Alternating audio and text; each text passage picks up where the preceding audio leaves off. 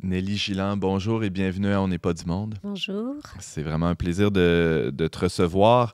C'est un plaisir parce on a été plusieurs à lire ton histoire dans un numéro du Verbe là, qui parlait de la loi des 10 commandements. Et Brigitte Bédard t'avait longuement interviewé pour aller chercher tout ton parcours de conversion et ton histoire liée à l'ésotérisme.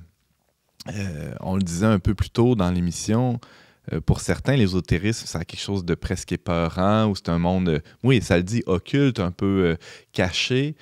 Qu'est-ce qui fait, Nelly Gilland, qu'une jeune femme, à l'époque, se lance là-dedans? Qu'est-ce qui fait que la jeune femme que tu étais a plongé dans cet univers-là? Ben, ça a été progressif. Je dirais pas que j'ai plongé. Ça a été d'abord dans mon enfance, suite à un drame. J'ai été aussi une petite fille qui était très curieuse de l'au-delà. J'aimais beaucoup Dieu, sans pour autant avoir été éduquée à une spiritualité quelconque. Bon, on récitait le Notre Père, où on allait à la messe une fois quand il y avait un enterrement ou quelque chose comme ça. Mais c'est vraiment avec le drame, un drame de l'enfance, qui m'a conduit à la recherche de l'au-delà. Et ce qui s'est présenté à moi, ça a été le spiritisme en premier.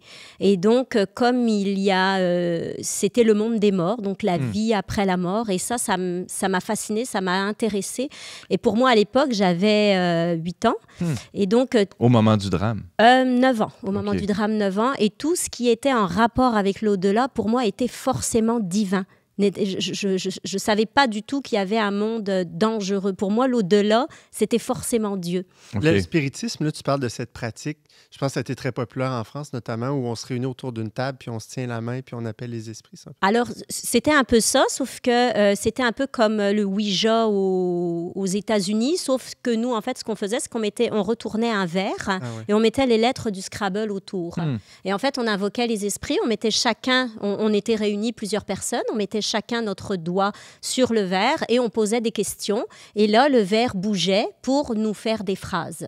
Ça bougeait pour vrai, là? Ça bougeait pour vrai. Ouais.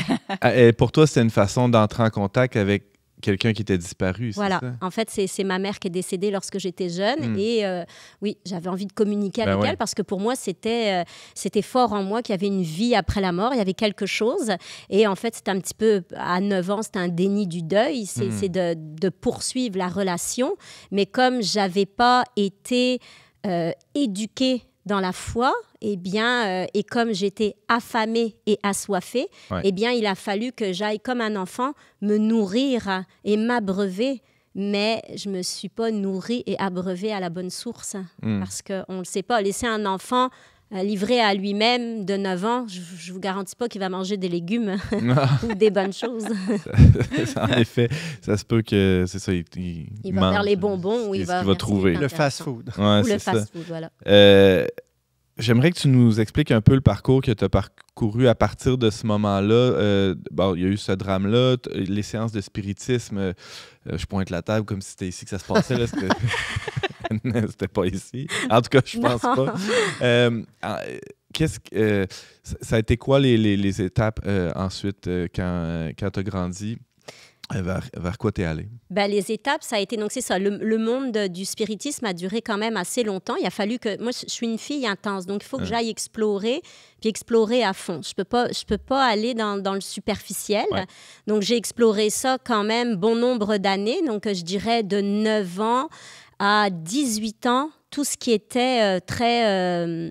monde des morts, écriture automatique, tarot de Marseille, divination, pendule, donc tout ce monde-là, voyage astro, tout ce monde-là m'intéressait. Et puis, je tirais les cartes, mais c'était en dilettante, pour m'amuser. Je me souviens, j'étais à la cantine de l'école et puis je tirais les cartes aux amis ou je faisais le pendule. Donc, j'avais une certaine popularité. Oui, j'étais la petite sorcière sorcière. Puis à l'époque, c'était très... en France, on avait Ma sorcière bien-aimée.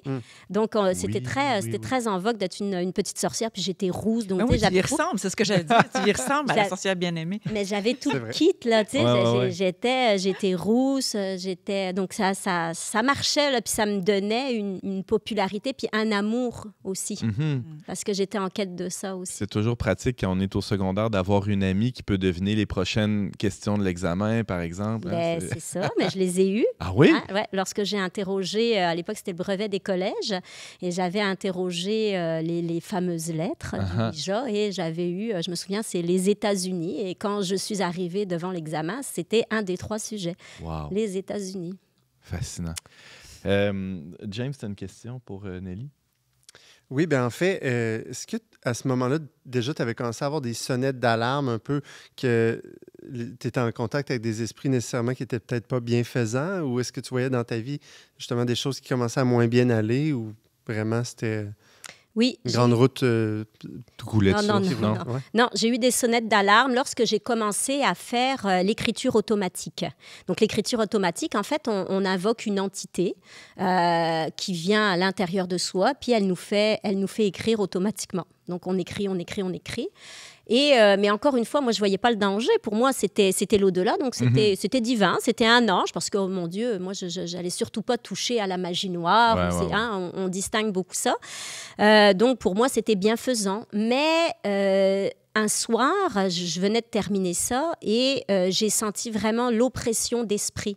C'est-à-dire qu'au moment où j'éteignais la lumière, où je commençais à m'endormir, je sentais des ombres noires me tourner autour. Et c'était... au début, je me dis, bon, c'est mon imagination, donc je rallume la lumière, ça se calme, je réteins la lumière, ça revient, puis ça devient de plus en plus oppressant jusqu'au point de m'étouffer, où je sens véritablement une ombre qui est sur moi puis qui m'étouffe. Et là, je commence à avoir des spasmes, mais j'arrive plus à respirer. Là, je me dis, bon, ça va pas, il faut que j'aille à l'hôpital parce que je peux pas, j'arrive pas du tout à me calmer. Et donc, je vais à l'hôpital, puis on me pose plein de questions. As-tu pris de la drogue? Non, j'ai rien fait, mais j'allais pas leur dire que je venais de faire une séance d'écriture automatique. J'avais pas envie de finir à l'hôpital psychiatrique. Donc, j'ai rien dit, ils m'ont donné un calmant, ça s'est calmé. Et à partir de là, j'ai dit, moi, c'est terminé. Donc, tout ce qui est invocation des morts, des esprits et tout ça, j'arrête. Je veux plus. Donc, je ferme la porte. Mais ma soif était encore là. Et donc, c'est là que je me suis dirigée vers le New Age. Donc, Lise Bourbeau, pour elle est connue ici, non? Vous la connaissez? Non. Oui, sur les livres de Écoute ton corps. Guérison intérieure. Voilà, Écoute ton corps. Qui a été très populaire au Québec. Qui a été très populaire. Mais ça se vend encore dans les pharmacies. Oui, ça se vend encore. Mais dans le New Age, maintenant, je m'excuse, mais un petit peu considéré comme... c'est un petit comme peu Shirley MacLaine. Un petit peu dépassé. Oui, c'est là, ça. Elle n'est plus à la page, mais tu sais, on remet ça 20 ans en arrière. Oui, c'est ça. Quelques années en arrière. Quelques années en arrière. Donc c'était toute cette spiritualité-là qui m'intéressait, puis tous les livres. Et là, c'était quand j'étais encore en France. Puis, j'ai déménagé en Guadeloupe, où là, en Guadeloupe, j'ai rencontré des gens où là, le vaudou, quand même, est très... Il y a beaucoup de spiritualité en Guadeloupe, parce qu'il y a beaucoup d'ethnies, il y a beaucoup de... Et là, je suis tombée avec des gens qui m'enseignaient Mahikari. Donc, c'est une secte japonaise, mais qui permet de guérir avec les mains, qui permet de purifier l'âme, etc. Et moi, ça m'a interpellée, ça m'a accrochée, donc j'ai voulu aller voir. Mais ce qui me dérangeait, c'est que c'était par niveau. Donc là, on t'attire, on te fait porter un collier, mais il ne faut pas que tu ouvres le collier parce que c'est un symbole que tu ne dois pas regarder. Ensuite, il faut ramener 3, 4 ou 5 autres personnes pour redevenir...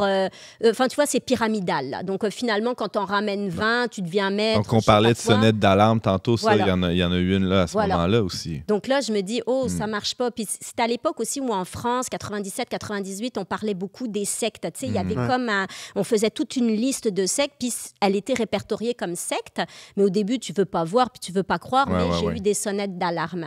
Puis ce qu'il faut savoir aussi, c'est que tu sais, j'ai déménagé avec ma Vierge, ma photo de Jésus. Tu vois, tu sais, j'ai été baptisée catholique, donc il y avait toujours ce Jésus qui était là avec moi et que je priais quand même. Sans avoir été éduquée dans la foi, mais il a toujours été présent dans mon cœur, au début comme le plus grand des prophètes. Ah oui. C'était un prophète. C'était le plus grand. Donc moi, c'était toujours Quand je voyais que je déviais, là, c'était ma référence. Le Notre Père, c'était à peu près la seule prière que je connaissais. Et donc, je m'accrochais à ça. Mais en même temps, je me disais, oui, mais il y a plus. Je sais qu'on peut guérir, mais je n'ai pas été éduquée. Donc moi, l'Esprit Saint, la guérison, je ne connaissais pas ça. Donc, il y avait une soif de guérison, il y avait une soif des charismes. Une soif des charismes, mais qui n'était pas enseignée dans l'Église catholique, en tout cas en France, puis qu'on ne m'avait pas enseigné. Donc, c'est pour ça que je me suis dirigée vers ces choses-là, parce qu'intérieurement, en moi, je savais que ça existait. Et le Reiki, c'est arrivé à peu près à ce moment-là aussi, dans ta vie, un peu plus tard? Non, le Reiki, ça s'est arrivé 15 ans plus tard. OK. Ouais, 15 ans plus tard, quand je suis arrivée au Québec. Donc, il y a eu un séjour de 14 ans en Guadeloupe. 14 ans où là, j'ai fréquenté des sectes, Mahikari, Satya Sai Baba, c'était plus ces méditations transcendantales, ce genre de choses. Puis, quand j'ai déménagé au Québec, je me suis dit, waouh, j'ai encore une belle opportunité de changer de carrière parce que moi, j'ai toujours voulu être une psychologue. J'avais commencé des études de psychologie, mais quand je suis arrivée en Guadeloupe, il n'y avait pas la faculté de psychologie, donc je me suis dirigée vers des études de commerce. Donc, j'ai travaillé dans le commerce, mais ce n'était pas ma vocation. Et donc, quand je suis arrivée... Tu voulais aider les gens. Je voulais aider, ouais. Donc, quand je suis arrivée au Québec, c'est un pays où c'est facile de se reconstruire. Tu sais, comparé à la France où c'est long, le carcan universitaire, alors qu'ici, il y a des formations qui te sont proposées. Donc, je me dis, mais c'est super, je vais pouvoir aider, faire la carrière que je veux. Donc, je vais pouvoir être thérapeute parce que ça ne demande pas 6 ans d'université. Donc, c'était parfait. Puis, je tombe sur une formation de thérapie en hypnose. Mais je dis, mais c'est génial ça, l'hypnose. Moi, je reviens à mes premiers amours de philosophie quand je faisais mon bac en France. J'étais fascinée par Freud, donc alléluia, j'ai trouvé ma vocation, c'est ça que je veux faire. Donc, je fais ma formation d'hypnose. Et puis, en parallèle, je tire les cartes à une fille comme ça, puis elle tombe en amour avec ce que je lui dis, puis elle dit, mon Dieu, t'es donc bien bonne. Ouais, OK. Et puis, elle me dit, il faut que tu tires les cartes. Donc là, je me mets à tirer les cartes. Puis elle, c'était une esthéticienne. Et les esthéticiennes, ils ont beaucoup de clientèle. Et donc, elle me référait beaucoup de ses clientes. Et moi, je tirais les cartes à ces femmes-là. Et souvent, les gens qui viennent se faire tirer aux cartes, eh bien, ils ont des problèmes, ça ne va pas bien. Et donc, je les référais en hypnose. Et donc là, je commençais à faire l'hypnose thérapeutique. Puis vous savez, quand vous ouvrez la porte à ce monde-là, c'est une porte, on ouvre une autre, on attire une autre, puis tu rencontres toutes sortes de gens, puis là, on me parle du Reiki. Puis là, le Reiki, là, ça résonne en moi parce que j'avais déjà un peu fait la guérison avec Mahikari par les mains. Mais là, c'était ça, là. Donc, c'était ce que je ressentais depuis longtemps de guérir avec les mains. Bon, là, on m'ouvre la porte du Reiki, puis on me parle du Reiki. Puis là, c'était comme, oh, wow, Qu'est-ce que c'est? C'est des massages, des manipulations? C'est pas des massages. En fait, la personne, elle est allongée sur une table de massage. Elle reste habillée et toi, tu fais l'imposition des mains sur la personne. OK? C'est un... Sans même la toucher, là, tu n'es pas obligé de la toucher comme tu peux la toucher. C'est pas une nécessité. Et puis, là, en fait, c'est ça. T'as des symboles, on te donne des symboles, on te donne une énergie qui va faire que ça va aller guérir les maux physiques, spirituels. Et tu ressens un bien-être instantané. Instantané. Donc, c'est pour ça que les gens reviennent, parce qu'il y a un véritable abandon, Donc, moi, j'y croyais vraiment énormément aussi. Ça a été quoi le Waterloo? À quel moment ta vie a changé? Ça a été quoi le point tournant, d'abandonner Nelly? Tout ça? D'abandonner ces techniques-là? Ouais. Je ne me suis pas contentée du Reiki, parce que, comme n'importe quelle doctrine humaine, il y a une finitude, si je puis dire. Il y a une fin.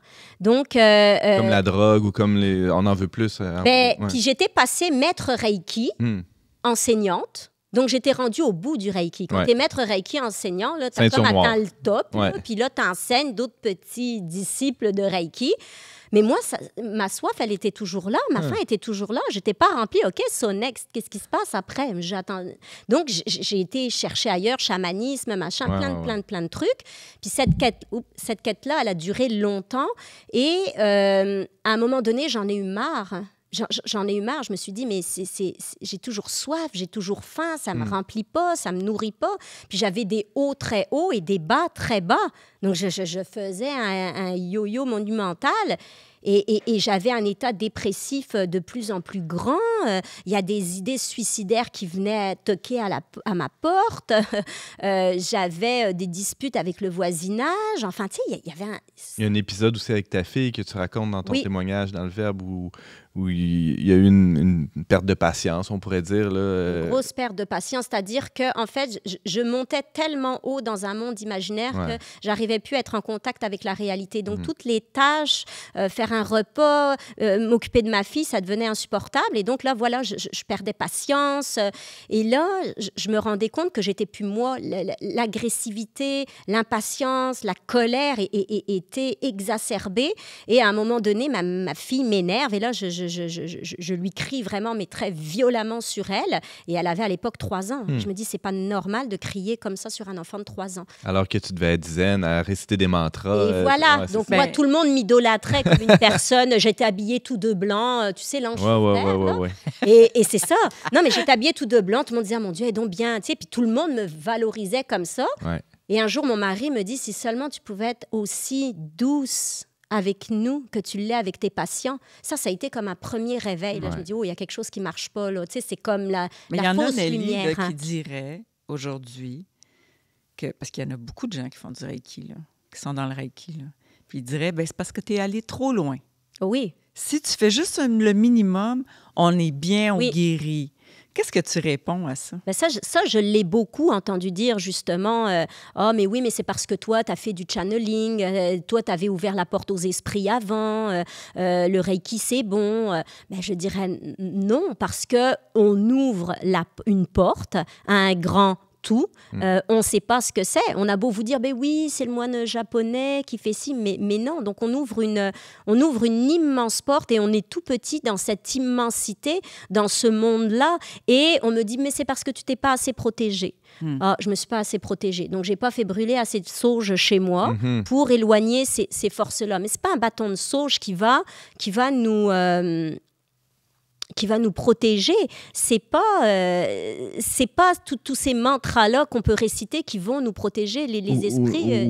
Ou guérir les blessures profondes même de ton enfance aussi. Oui, c'est ça. Ça déplace. Il y a eu ensuite une quête qui s'est poursuivie, entre autres, dans des églises protestantes où tu as été accueilli, où il y a eu un début de cheminement qui a été assez salvifique à bien des égards, je pense. Raconte-nous, il nous reste à peine 2-3 petites minutes. Raconte-nous comment ça s'est passé dans ces églises-là et la suite, évidemment, nous intéresse également. C'est sûr que Jésus est venu vraiment me chercher personnellement. Donc, pour moi, l'entourage le plus proche, parce que je voulais rien savoir des églises catholiques à ce moment-là.